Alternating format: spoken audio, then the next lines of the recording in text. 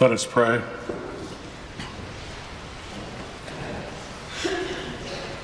O Lord, we seek to hear from you. We ask for a special word on this day. O Lord, open our ears that we might hear you. Open our minds that we might better understand you. Open our hearts that we might embrace you, that the words of my mouth and the meditations of our collective hearts might be acceptable in your sight. O Lord, our rock and our Redeemer. Amen. I raise a question. You don't have to answer now, but just something to think about. Have you ever had a traumatic situation happen in life? Something that alters your sense of being? Have you had something serious happen to you and you wonder, how did I get here?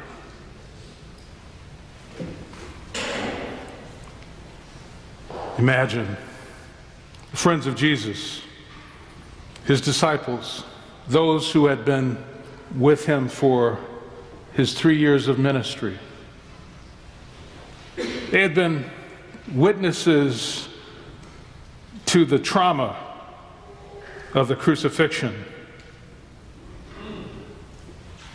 the taking of Jesus to the cross and the execution. They had also been witnesses, not once but twice, to his presence in the resurrection. But they still were, you might say, traumatized. We find in John's gospel, he brackets Jesus' ministry in ways that the other gospel writers don't, between two miracles. One is the wedding at Cana, where he turns water into wine, and the other, the miracle that we talk about today, the fish miracle. The scene is a lake, Lake Tiberias, also known as the Sea of Galilee. And we find the disciples, Simon Peter, Thomas, Nathanael of Cana, James and John, the sons of Zebedee, and two other disciples. And after having met the risen Christ in an upper room where he entered in spite of a closed door, we're told that they were afraid for their own lives, for it could be that the authorities would be after them. But Jesus has appeared to them twice, has offered his hands as proof of the nail holes, offered his side as proof of the wound.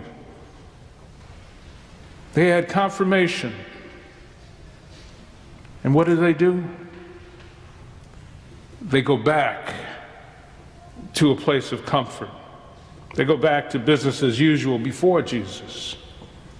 For many of us, when things get uncomfortable, we seek what has been comfortable.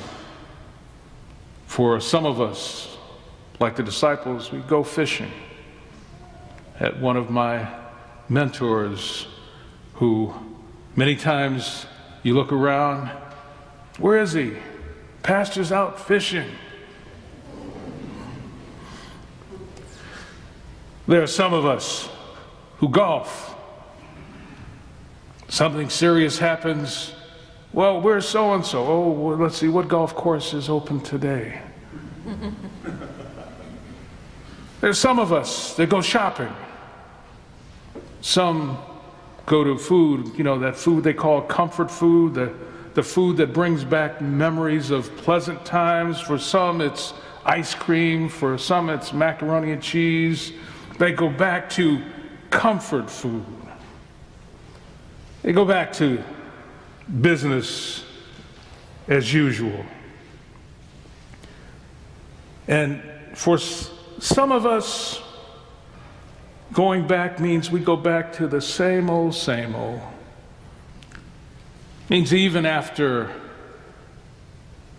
the 40 days of Lent, where we have vowed to give up certain things and we fast, then we come to Easter and we go back to what we were doing before we started fasting. We go back to where we were. But now to the text.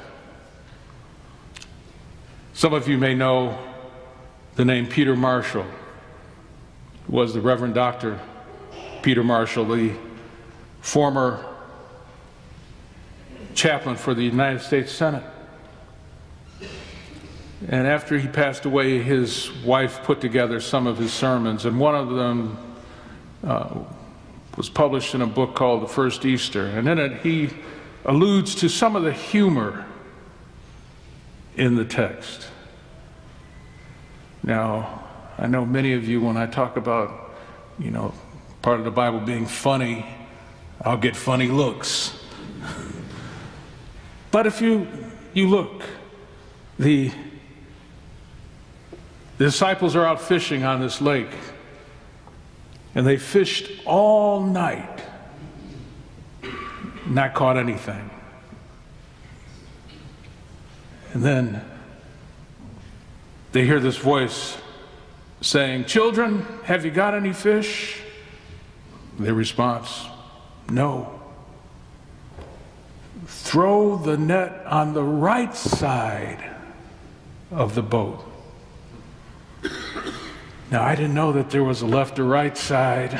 I didn't know if you went from just a few feet over, you could catch more fish. So there is a bit of humor in that for me, especially since I'm not a fisherman. And some of the folks this morning were making fishing motions. But what we find is a situation where Jesus instructed them to cast the net on the other side, and they catch more fish than they could handle, where they had been fishing all night and caught none. But then, when it is said, "That is the Lord," Peter's head perks up. And we're told that he's naked. Did you catch that? Read it, go back and read it. He's naked. Truth is, in those days, many times men fished naked. I mean, they were just men together, and sometimes they'd have to jump overboard and straighten out the nets, or they had to deal with fish. And so what Peter does is he's naked, but this is the Lord. This is his teacher. So he gets dressed and then jumps in the water. It's in the Bible, And so we find Jesus conversing with Peter and inviting them to break their fast for breakfast. In this third Sunday of Easter, when we focus on the resurrection of Jesus, I would suggest that there's another resurrection story. You find people who, in spite of being witnesses to the crucifixion, and before today's passages, witnesses to the resurrected Jesus at least twice, so today makes 3 times, I suggest that there is another resurrection at hand.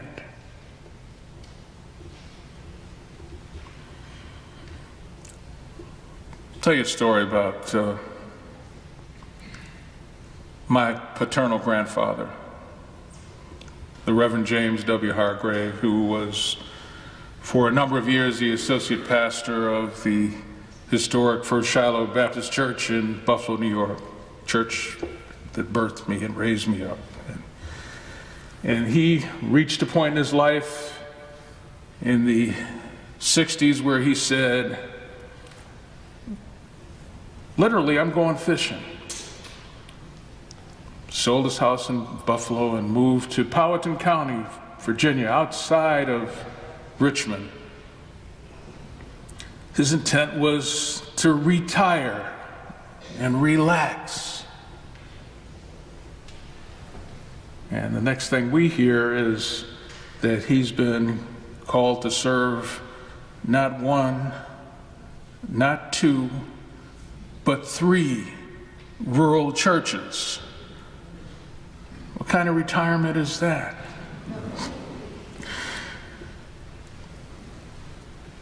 I remember going down to visit him, and it was right after I had gotten my driver's license, and I'm 16 and I thought I was hot stuff, and I'm following him and he's driving his old Ford down these back roads of Virginia because he had to race from one church service to another, and the roads seemed like they were just this wide, and he was going so fast, and it was all I could do to try to pray and keep him in sight. But then his health declined, and he wound up moving to Horseheads, New York. Some of you may know that's right outside of Elmira with my uncle. But even then, he started the first interracial ecumenical clergy group, which is still in existence. I would suggest that sometimes when we feel that our energy is low, sometimes when the excitement has waned, sometimes when we think we've done all that we can do, God has something more for us. That's another way of resurrection. Some of you in February saw a display out that had some material, someone like this. It had some books. And one of those books was a book called Upon This Rock. The book really was inspirational to me as I was looking to make a turn in ministry. It was published in the 90s. Got a lot of attention in Time magazine and the New York Times. It was on ABC, NBC, CBS. And it was the story of the Reverend Dr. Johnny Ray Youngblood, an alumnus of Colgate Rochester Crozier Divinity School, who grew up in Louisiana, came here to this nice, cooler climate. And after graduation, someone who comes from the country comes to Rochester, and then he goes to Brooklyn to serve a church. And this church, St. Paul's Community Church, under his leadership grew to over 6,000 members. And they had outreach ministries that helped people get off drugs, that helped rebuild the neighborhood for safe housing, and so many things. And then after 27 years, he went to the doctor. He was having some breathing problems, and his doctor said, well, you know, we can work on your problem, but you're going to have to give up this pastoring. You know, it's too much. So he notified the church, and they had a big celebration of his 27 years of successful pastoring. He bought a house, he bought a retirement home outside of Houston in Texas. And it's all ready to go, and while he was still being treated by the doctor, this smaller church said, well, since you're still here, would you be our temporary pastor? And that was 7 years ago. He's still temporary. But God has a way of calling us back to the ministry that He has for all of us. friend of mine, Reverend Marvin Chandler, who was also a graduate of Colgate Rochester Crozier Divinity School and the first African American to be one of the ministerial staff of the Rochester Council of Churches during the 60s. A lot of the work that he did was to bring people together and to bring churches together. He really had and has a gift. He's an extraordinary human being. While he was here, he was under death threats. There was a bullet fired through his front door in a neighborhood not far from here. And while he was here, he also was one of the negotiators during the Attica uprising.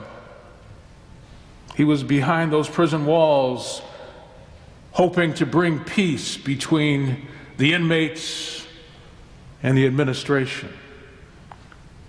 And they were getting close until this call came from outside of the walls, and he was told to get out or he might never make it out.